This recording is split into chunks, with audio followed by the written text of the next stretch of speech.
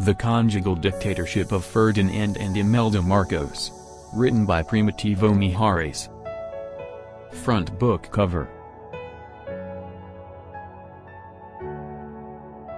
Background of the author. Primitivo Mijares was 12 years old when he came across his slain mother's mutilated bodies, dead from Japanese soldiers' bayonet thrusts, and his father, dying from both bullet thrusts. Edited a newspaper in middle school. He was chosen president of his graduation class and ended up becoming a valedictorian and became a prominent reporter of Daily Express. Chapter 1, A Summer Night in Washington, D.C. Primitivo Mijares was in Washington, D.C. in the course of Monzano and Antonio Garcia to appeal within the state of Congress concerning the tyranny and corruption within the Philippines, which ended in Marcos offering him $100,000 to not testify on the Capitol Hill concerning the graft, corruption, and mishandled power within the Philippines. Afterwards, President Marcos opened up to his colleagues that the President of America Richard Milhous Nixon gave his personal blessing to imposition of martial law in Manila, where Mrs. Imelda announced that Marcos had a conversation with Nixon. Marcos told Nixon that bombs were exploding over Manila, which Nixon assumed that Marcos is under compulsion of declaring martial law. Chapter 2, Manila Gate. Mijares described the Marcos campaign as the dirtiest election ever held in the Philippines. Since he was ordered to take over a newspaper, investigate an associate press communicator, ready phony stories on revolutionaries, and committed alternative outrages on Marcos' orders. Marcos controlled the media and press, namely Radio Philippines Network, Canlayan Broadcasting System, KBS, The Voice of the Philippines Broadcasting System, and the Daily Express. Chapter 3, Twilight of Democracy. President Marcos formally declared that he placed the whole Philippines beneath martial law, by approaching of effective implementation of a martial law, which led to Aquino planning a resistance movement in the hills, which have rendered martial law and of greater burden for Marcos. Chapter 4, A Dark Age begins.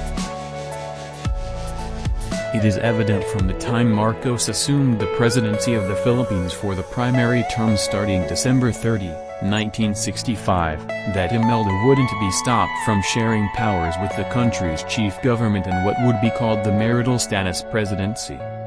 The authoritarian regime of President Marcos has become additional oppressive and corrupt. Visible of the consummate meddling by his former colleague in United Nations agency has turned the martial rule into an unembarrassed connubial corruption. Chapter 5, Infrastructure of Martial Law. The martial law set up by President Marcos didn't have any code name, contrary to the final belief within the Philippines even before the arrival of Proclamation No. 1081.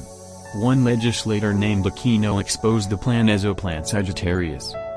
During his first 6.5 years in power, President Marcos constantly updated and strengthened his contingency strategy for reigning beyond December 30, 1973, by fabricating events or exacerbating problems that were offered to him without presidential instigation, in order to undermine the people's confidence in their new system of government and thereby weaken their.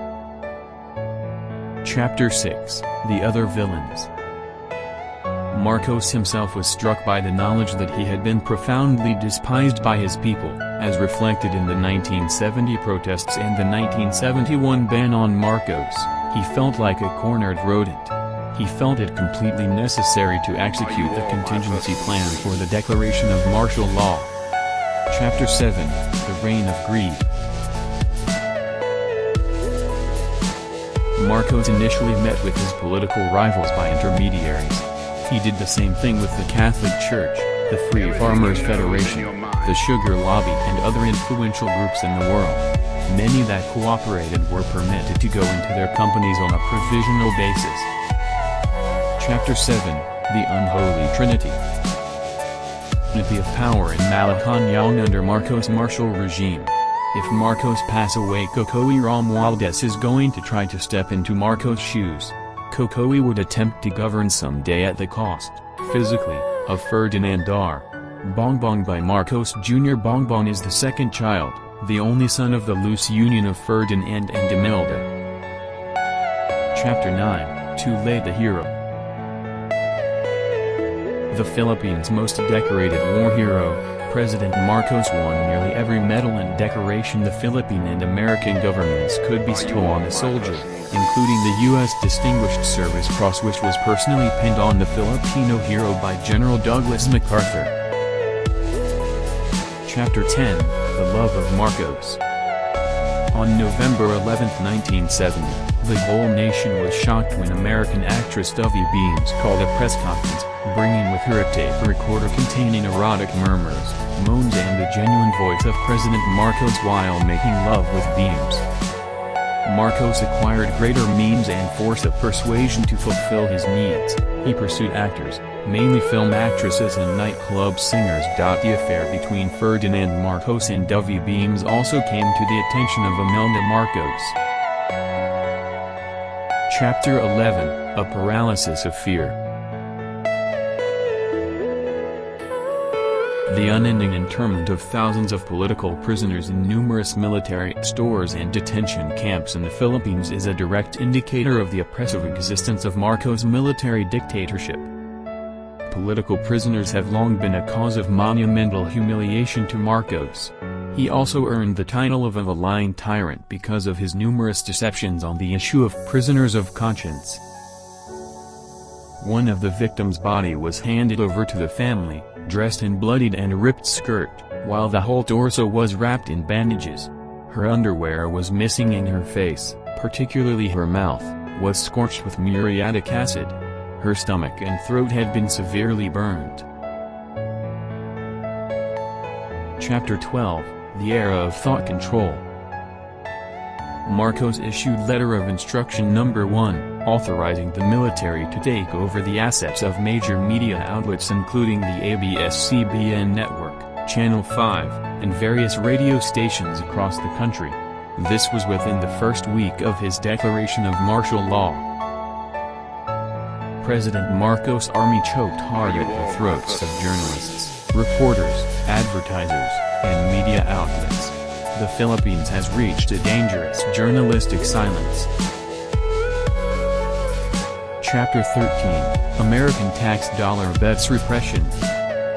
Everything you know is Marcos' martial rule in the Philippines persists, and can only continue, because of the overt and indirect assistance that the U.S. government has given to martial law in the Philippines, with its ongoing suppression of opposition and the press, torture of political prisoners, and reallocation of money to a few families. Chapter 14, International Protection Racket. The conjugal regime of Ferdinand and Imelda Marcos is locked in a close conspiratorial embrace with the multinational business empires of the United States and Japan for more commercial abuse of the Philippines. They are involved in a racket of collective security. Chapter 15, Spineless Judiciary Legit's a Pretender. The conspiracy between the multinationals and Marcos is that the former fell into a well-laid trap of the latter. Marcos himself contrived the crises and established the other factors that drove the big American business and other international merchants in the Philippines to embrace the declaration of martial law. Chapter 16, Plans in Perpetuity. Marcos collaborates with De Vega, the presidential secretary, who holds a Ph.D. in political science from the University of Hyderabad. This structure was meant to entice both the representatives of the Constitutional Convention and the spineless within the suspended Congress to collaborate with Marcos in legitimizing his stay in power until the completion of his second four-year constitutional term. Chapter 17, Whither Marcos.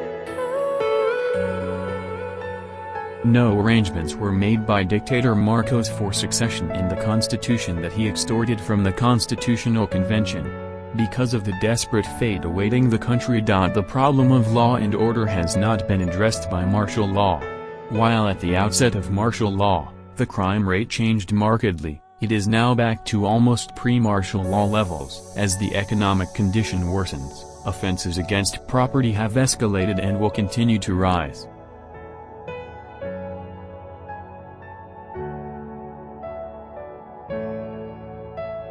The book of the Conjugal Dictatorship of Ferdinand and Imelda Marcos is the primary source of which the author Primitivo Mijares witnessed the events of the martial law under Marcos.